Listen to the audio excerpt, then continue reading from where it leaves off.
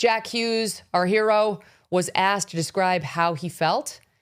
And this is right after they won. It was like the greatest post-victory interview ever given. We were watching it live. You probably were too. It was maybe 90 seconds total.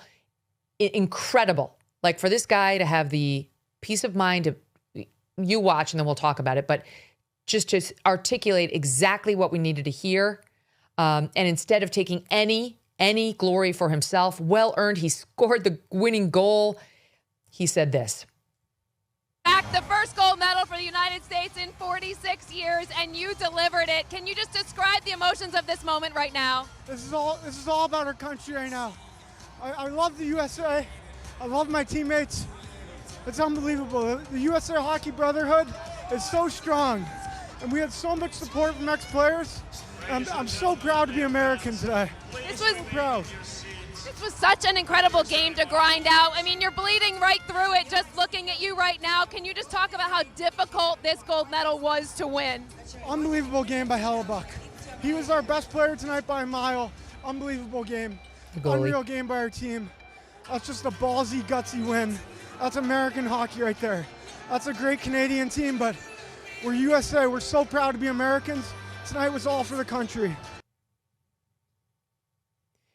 Doesn't take the credit for himself, gives it to the goalie, who was incredible, compliments the Canadians, compliments his entire team, uses the words ballsy and gutsy, which some might be too afraid to say. Those are great words and spot on, and all about the patriotism, how proud he is to be an American, how great it is for the USA and Team USA. I mean, it was like perfect. It was perfect. You can't listen and watch all of those moments and not feel something, not feel proud to be an American. That is, unless you work for the Huffington Post, in which case it's very easy, apparently. And they speak for many leftists, so it's not just HuffPo. The outlet putting out an article with the headline and subhead, "There's a name for the discomfort you are feeling watching the Olympics right now. If waving the American flag or chanting USA turns you off, you are not alone." I kid you not.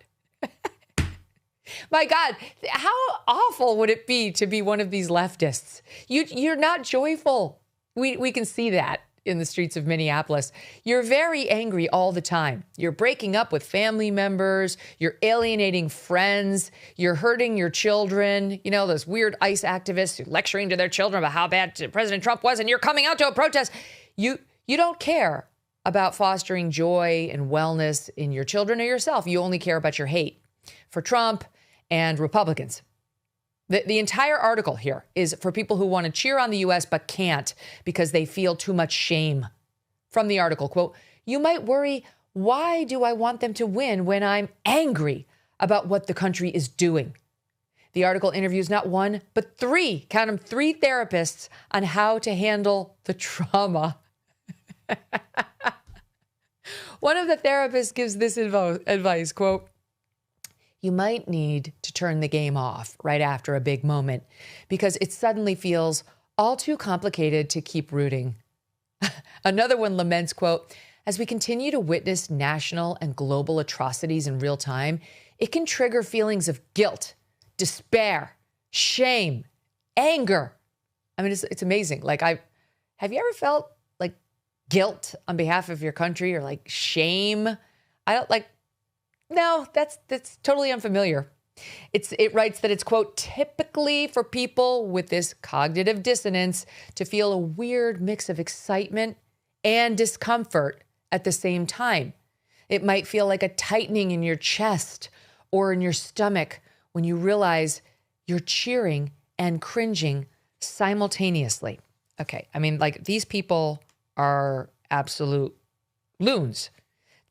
Trigger feelings of guilt, despair, and shame. Really, like, truly, among whom? Whom? Like, who is feeling that?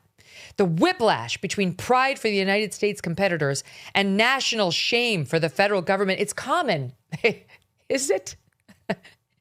I mean, like, I guess in their circles, they say the things that are making people feel shameful are Trump's deportation agenda, how it separates families.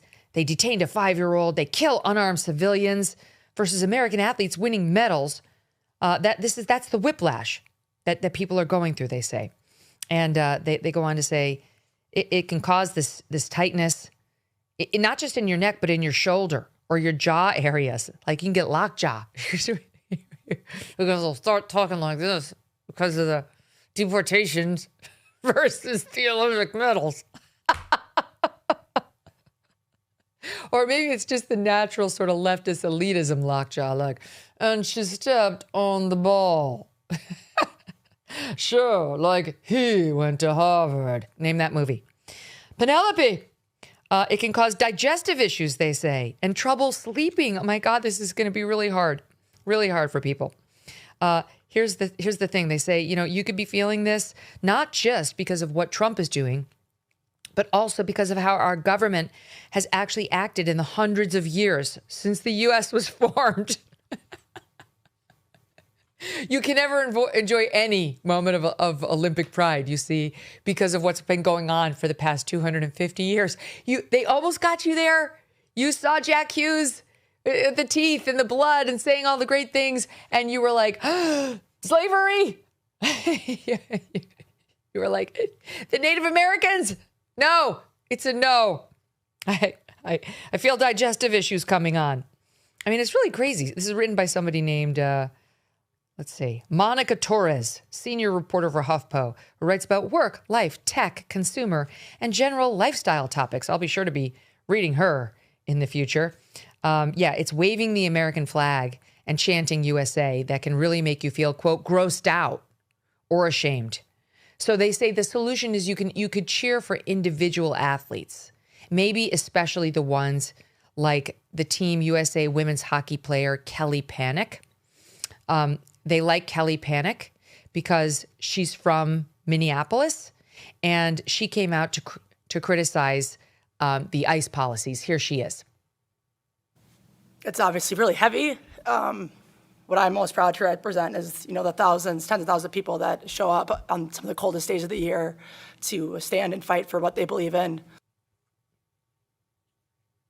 Okay, so that was Kelly before the Olympics, and she was basically out there skating for the left-wing loons who were terrorizing ICE agents in her hometown. Great. She got a gold medal too, so good for you, Kelly, but we're not too happy about your messaging. And we don't really like the way you set the table for the headspace for those who are participating in the games. We object. We prefer Jack Hughes a lot to you. But HuffPo wants you to focus on people like Kelly Panic if you're having a difficult time cheering for the athletes. Boo on you, Kelly Panic.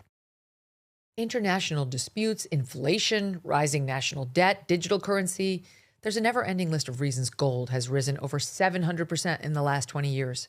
And a never-ending list of reasons smart Americans diversify a portion of their savings into precious metals with Birch Gold Group. Gold can thrive during uncertainty, which is why it's a crucial part of a balanced financial strategy. It gives you peace of mind, given all the events that could impact the U.S. economy. See if holding gold in a tax-sheltered retirement account is right for you. Birch Gold can help you convert an existing IRA or 401k into an IRA in gold. Just text MK to the number 989898 to receive your free info kit on gold. There's no obligation, just useful information.